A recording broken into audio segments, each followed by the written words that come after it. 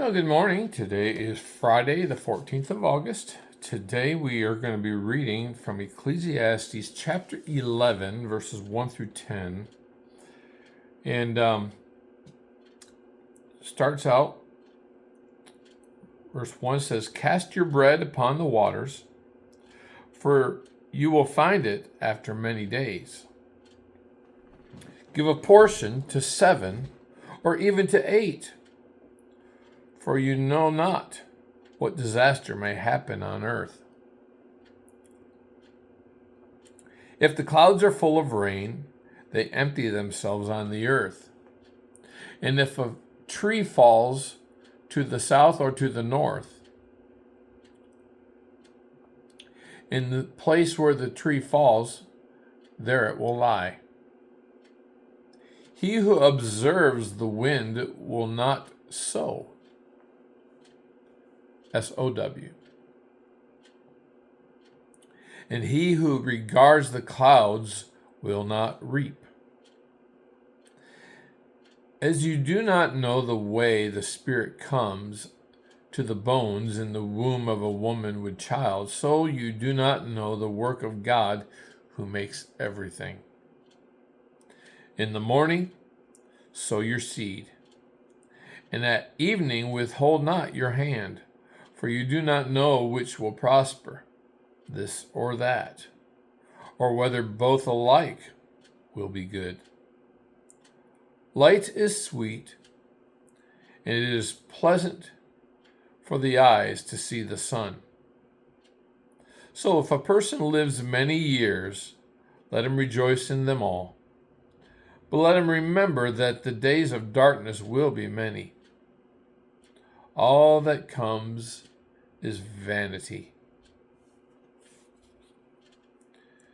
Verse 9, "Rejoice, O young man, in your youth, and let your heart cheer you in the days of your youth. Walk in the ways of your heart in the sight of your eyes. But know that for all these things God will bring you into judgment. Remove vexation from your heart and put away pain from your body, for youth and the dawn of life are vanity." Okay, so up to this point in Solomon's book here, he has talked about, I've tested pleasure, I've tried this and I've tried that, I've lived for power and possessions and pleasure, and I've found it's all vanity, it's all empty, because no matter what you do in this world, death comes to everybody, and you can't take it with you, and so it's all vanity. It's all vanity. So here in chapter 11, he, instead of talking about the testing different ways to live your life, he's becoming a little more practical. He's talking more about the meaning and the purpose of life as he understands it. He talks about casting your bread on the water, and what he's talking about here is investing and giving. And he's talking about it in a way. I mean, it's figurative language, but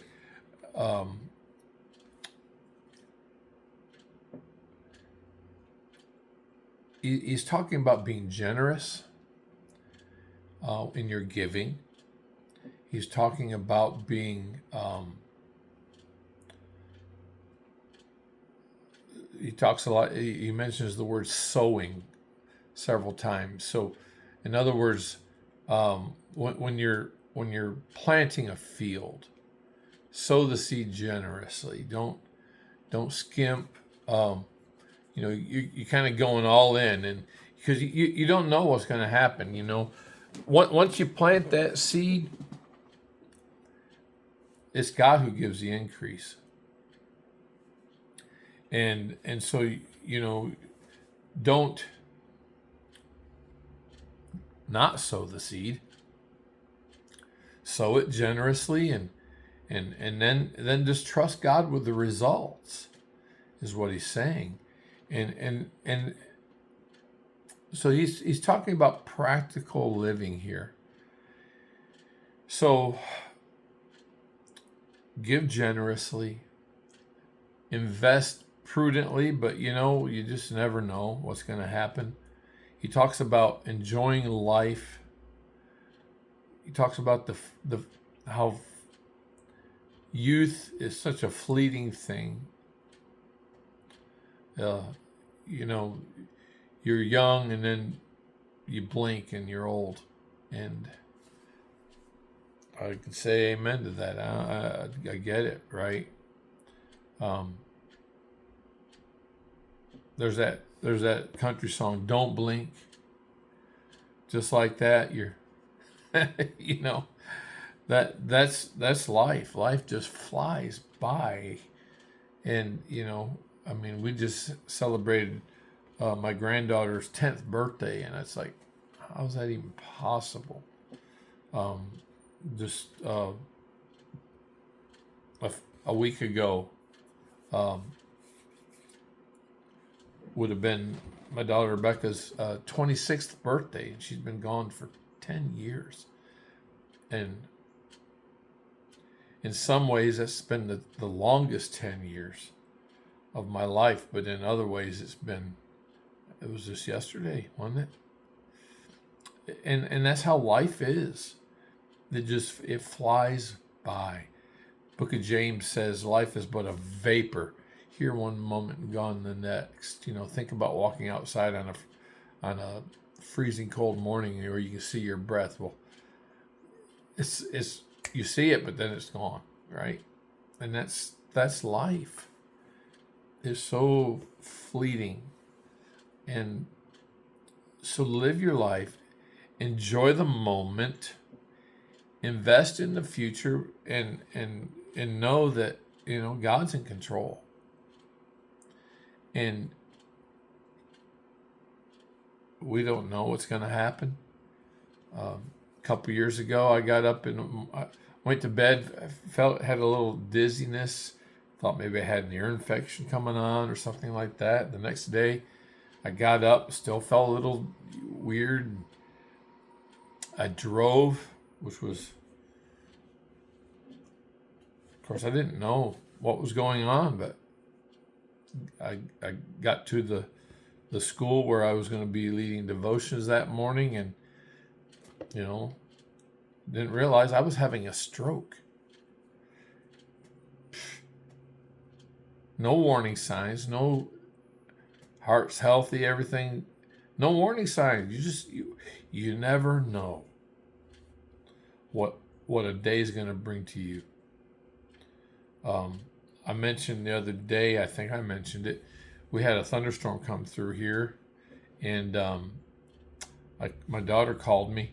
She just lives up the road a few miles, and she said they got hit really hard. I didn't get that much here, but they had a tree that fell over by their little pond. It fell across the road, landed on top of the front end of a car where these two ladies were driving by that lived just up the road from them, and it crushed the car. And they saw it starting to fall. They hit the brakes, and where they stopped, the tree fell right across the hood of their car and crushed the car. If they'd hesitated a split second to hit the brakes, it would have landed on the cab of the car and killed him. That close.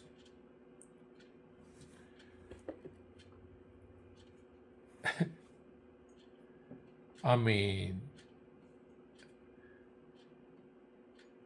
have you ever got ready to leave the house and you realized you forgot something, you had to go back in, and it delayed you 2-3 minutes, and you're like, oh, let's hurry, and then people get in a hurry and they drive too fast, or We don't even have any idea what's going on.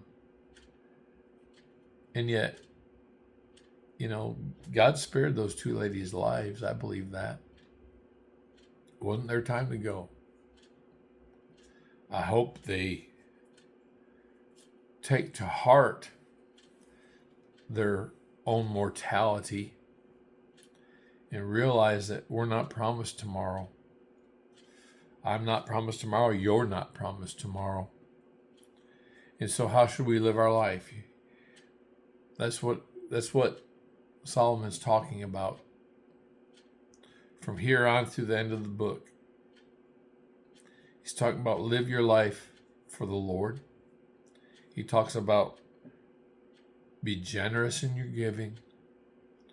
Don't let fear cripple you from sowing the seed. Get out there in the morning, work, be diligent, do what you need to do. But at the end of the day, we just have to trust God with the results. But be faithful, be kind. Love God with all your heart, soul, mind, and strength, and love your neighbor as yourself. If you strive to do those things, that's the best we can do. And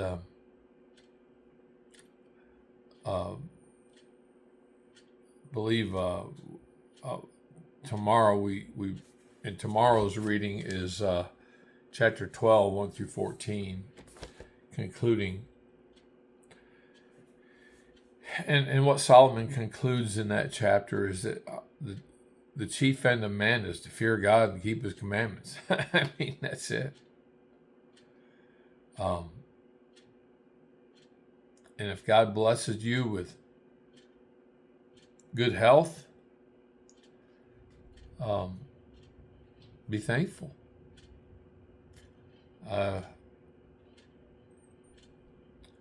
like to say that God would bless you with a lot of material things in this world, but I'm not sure that's really a blessing.